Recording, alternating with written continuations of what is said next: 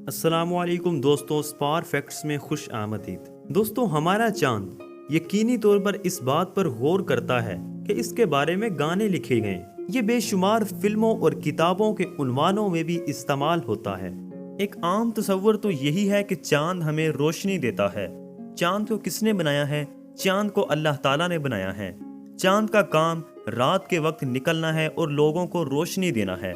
और कुछ लोगों का ख्याल ये भी है कि इससे वाबस्ता जादुई ताकतें भी मौजूद हैं। ये साबित करने का कोई असल तरीका नहीं हो सकता है कि आया चांद का जादुई ताकतों से कोई ताल्लुक है या नहीं, लेकिन यहाँ कुछ हकाइक हैं जिनके बारे में हम माकूल तौर पर यकीन कर सकते हैं कि जी हाँ, चांद का जादुई ताकतों से ताल्लुक होता है। मगर वीडियो में आगे जाने से पहले अगर आपने अभी तक स्पार फैक्ट्स को सब्सक्राइब नहीं किया तो इसे सब्सक्राइब करके बेल आइकन को प्रेस कर लें ताकि मालूमाती वीडियोस का तसलसल बरकरार रहे।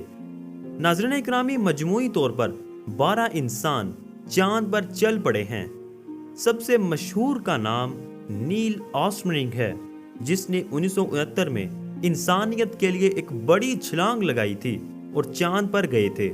फिर उसके बाद कमरी सतह पर कोई और कदम बढ़ाएगा या नहीं, ये गैर यकीनी बात है। लेकिन ऐसे ममालिक हैं जो मुबैना तौर पर एक बार फिर चांद पर खलाई मिशन पर काम कर रहे हैं।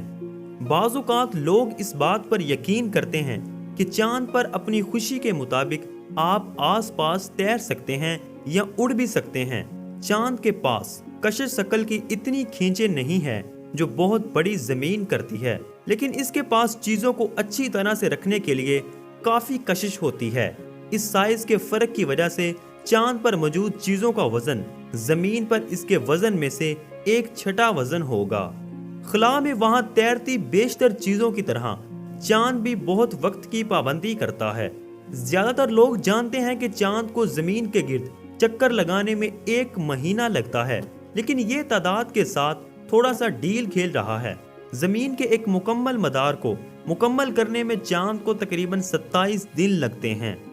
इस हकीकत के अलावा कि चांद पर हमारे पास सांस लेने के लिए कोई ऑक्सीजन मौजूद नहीं है, चांद दूसरे तरीकों से भी गैर मेहमान नवाज है।